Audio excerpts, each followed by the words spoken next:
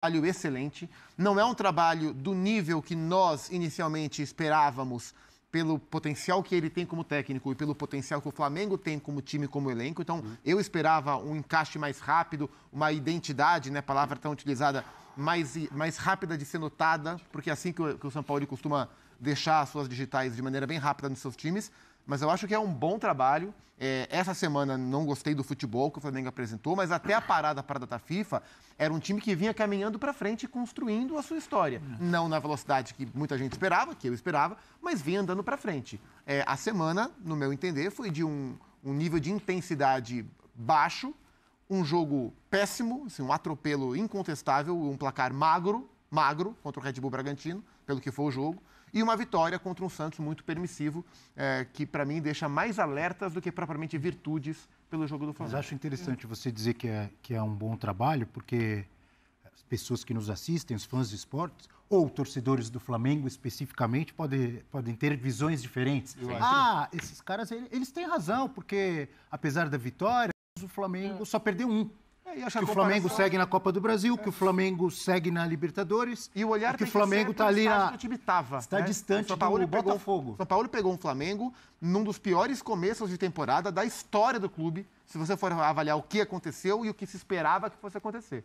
Então, acho que na comparação com o estágio de time que ele pega, o Flamengo hoje é um time muito mais confiável do que era quando o São Paulo chegou. Mas sabe qual é a questão, Zupa? Eu acho que o Flamengo ele nunca deixa de ser analisado levando-se em consideração o seu potencial. E isso com todos os técnicos. Assim, o que se exige do Flamengo é, obviamente, o que mais...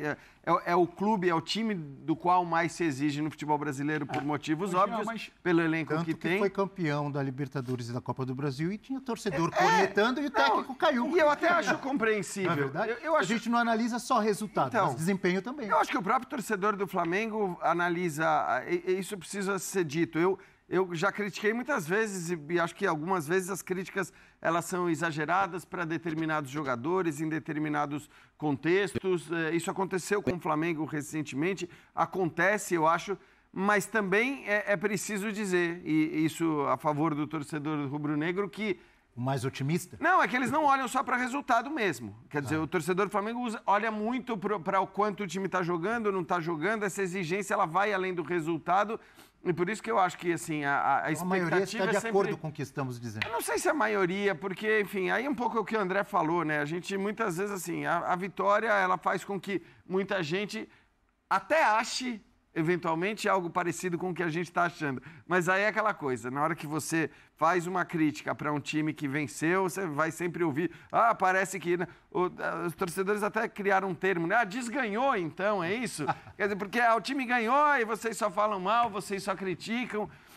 E acho que não é assim.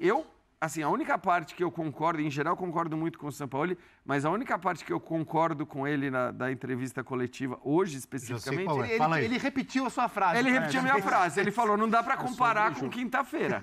E isso eu já tinha dito antes de falar. O resto, eu tô com o Zupac. Eu acho que, assim, ver neste jogo especificamente um dos melhores jogos com bola do Flamengo... Talvez ele tenha se apegado ao...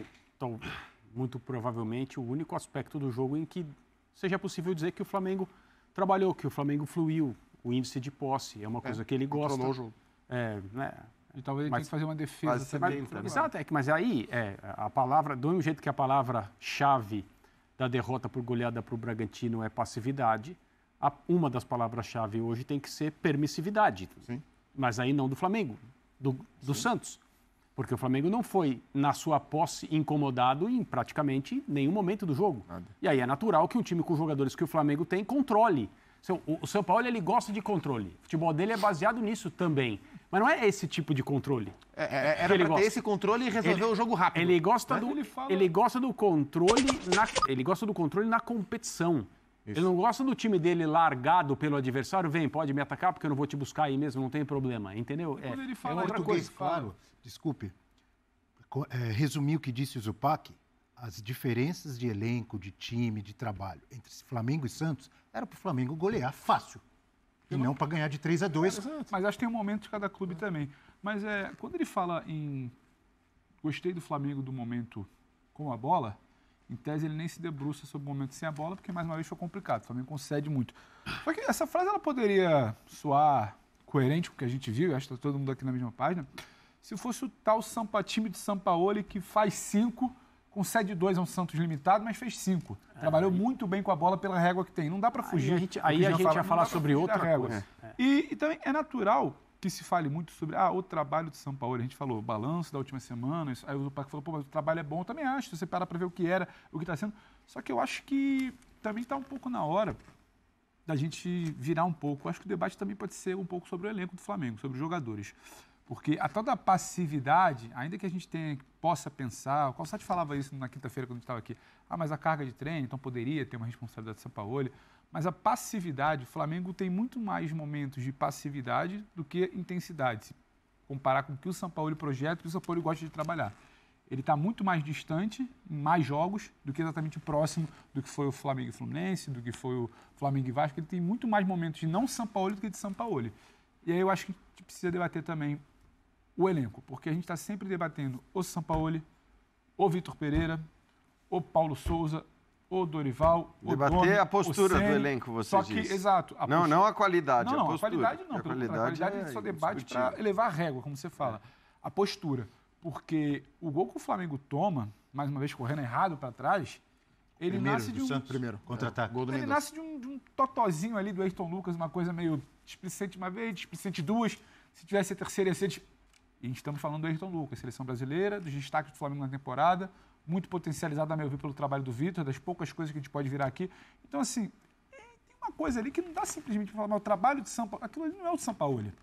Eu acho que muitas vezes a gente está observando uma certa passividade de um comportamento que está virando natural em muitos momentos. Então, acho que a gente pode virar o debate para os jogadores. Senão a gente vai ficar sempre aqui. Sampaoli é bom, o trabalho é bom, não é? Troca. Tá lá. Mas acho que isso aconteceu bastante na quinta, né, Pedro? Acho que assim, eu vi muito torcedor também depois falando sobre os jogadores e não só. Embora tenha gente que sempre vai olhar para o técnico e vai dizer que a solução para todos os problemas do Flamengo é trazer o Jorge Jesus de volta, mas tirando quem pensa assim, que só o Jorge Jesus vai resolver todos os problemas do Flamengo, eu acho que a gente tem visto muita gente questionar a postura dos jogadores. E acho que isso tem que ser um debate tão relevante quanto o trabalho de São Paulo é bom. Acho que, inclusive, o jogo contra o Bragantino expôs muito mais os jogadores do que a estratégia do técnico. Não dá para passar por estratégia aquele jogo. E a gente tem que lembrar que o São Paulo, ele pega um trabalho que, assim, é para salvar. Você falou das piores inícios de temporada no ano. Da história do Flamengo, então, assim, pela expectativa criada e pelas derrotas como foram. O que você não deu ao São Paulo de pré-temporada. É preciso entender em que momento ele chega. É preciso entender que você está, mais uma vez, refundando o trabalho no meio da temporada. Então, não adianta só virar avaliação pro treinador. Eu acho que no Flamengo isso precisa ser sempre dosado. Não é o que esperar, como está sendo, qual a avaliação do São Paulo. Tem todo o contexto que prejudica muito. Para mim, de comportamento, de elenco, o mar revolto que ele chega, não é exatamente algo tranquilo. Então, eu tiro um pouco o peso de uma crítica da avaliação geral do trabalho do São Paulo. Até porque, Pedro, ele roda bem o elenco. Sim. Então, assim, eu acho que... Porque poderia ser uma justificativa ou uma argumentação para a não manutenção de uma certa intensidade, como a que a gente viu no primeiro jogo contra o Fluminense pela Copa do Brasil, que todo mundo aqui foi quase que unânime em dizer aquilo ali é o que o São Paulo gosta. Mas também a gente sabe e conhece o futebol brasileiro e sabe que não dá para time nenhum jogar 5 partidas daquele jeito na sequência com a mesma intensidade. Só que o São Paulo, até em relação a isso, ele toma certas precauções, porque ele troca os jogadores o tempo todo. Essa rodagem do elenco, que o Flamengo pode fazer muito mais do que... É claro... Ele falou muito do jogo da Libertadores na entrevista. E ele tem razão em pensar no jogo da Libertadores, até porque ele olha para o Santos, para tudo que o Zupac falou a respeito do Santos. E pode imaginar que ele não precisa do Arrascaeta como não precisou para vencer o Santos. Ele pode ter esse raciocínio. Então, ele tem rodado e isso também então não permite até a argumentação, a justificativa de você dizer, bom, tudo bem, vocês gostaram muito do jogo contra o Fluminense, mas time nenhum vai fazer 5, 6 partidas naquele nível, com aquela intensidade na sequência.